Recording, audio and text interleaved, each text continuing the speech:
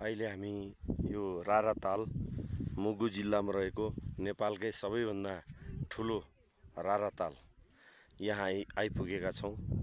हाम्रो पुरै विद्यालयको टिम यहाँ आएको छ।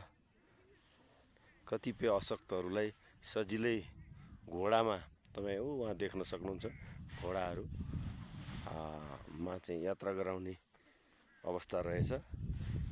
यो ताल धेरैले बाटो अप्ठ्यारो छ भन्ने, तर बाटो हामी दाङ देउखुरी हुँदै हामी त्यहाँबाट सल्यान हुँदै सुर्खेत आएर बसियो। सुर्खेतबाट हामी कालीकोट दैलेख हुँदै राराताल आइयो। तर कहीँ कतै पनि त्यस्तो अप्ठ्यारो दुःखपूर्ण बाटो छैन। रारातालको बारेमा धेरैले दुःख बाटो छ भनेर परिभाषित गर्ने गरिएको छ। त्यस्तो कति पनि लागेन। एकदमै आनन्दको यात्रा छ, रमाइलो यात्रा छ, मनमोहक यात्रा छ।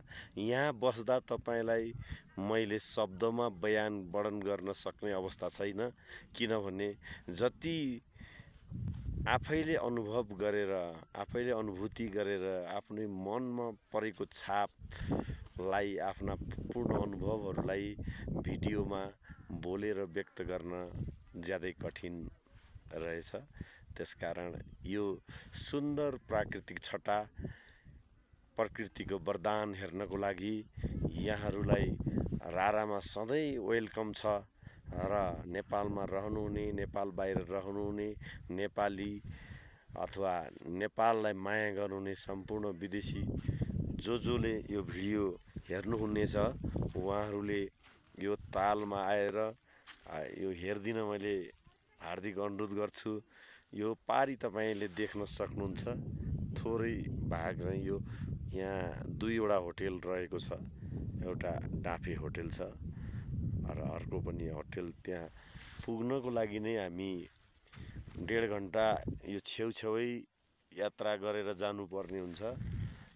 ताल्चा विमानस्थलतिरबाट पनि यहाँ आउन सकिने रहेछ। र अहिले अर्को छोटो बाटो ताल्चा विमानस्थल पुग्नुभन्दा अलिकति थोरै अगाडिबाट रारा जाने बाटो भनेर चाहिँ लेखेको छ। 7 किलोमिटर त्यहाँबाट पर्छ।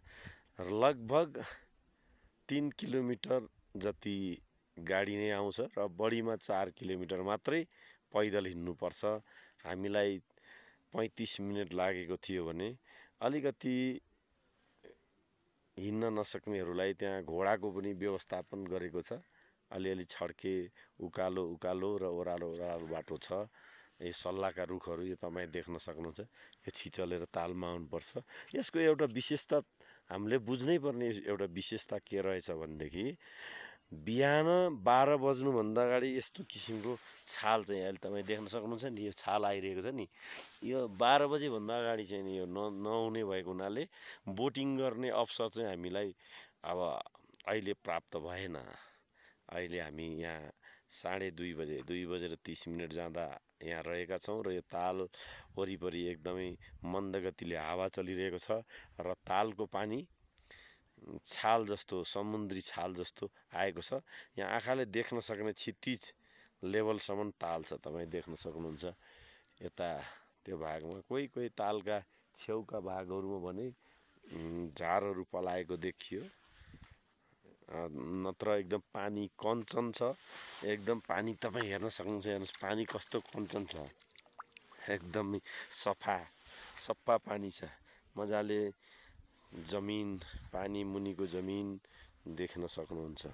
यसकारण जो कोहीलाई पनि राराताल आउने इच्छा छ भनेदेखि हामी 28 सिटे गाडीमा 2 सापटे गाडी सजिलै आउन सक्छ। 28 सिटे गाडीमा सजिलै आउन सकिन्छ। स्कर्पियो चाहिन्छ, मोटरसाइकल चाहिन्छ, गाह्रो बाटो छ भन्ने भ्रममा नपर्नु होला। यहाँ धेरैले नआइकन गाह्रो बाटो छ भनेर चाहिँ आफै व्याख्या गर्नुहुन्छ, जुन हाम्रो देशको लागि घाटा हो।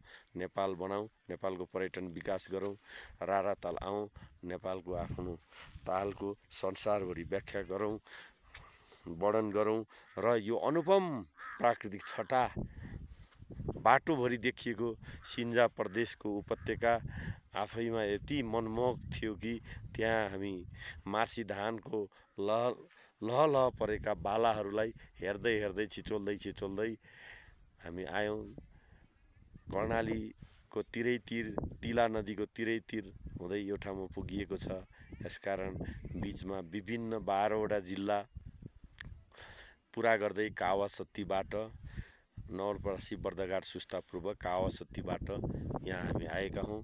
यसकारण तपाईँ जो जहाँ हुनुहुन्छ यो कर्णाली राजमार्ग एकदमै पहिलाको तुलनामा बहुत व्यवस्थित छ। पहिला मृत्यु मार्ग भनेर चाहिँ परिचित गरिएको बाटो वास्तवमा अहिले विभिन्न पहाडमा जाने बाटोभन्दा सुगम र सजिलो छ। रारामा यहाँहरूलाई मेरो तर्फबाट मुगुवासीको तर्फबाट हार्दिक स्वागत र वेलकम भन्न चाहन्छु। अहिले भने यो भिडियो तपाईँलाई मन पर्यो भने सेयर गरिदिनु हुन हार्दिक अनुरोध छ। धन्यवाद।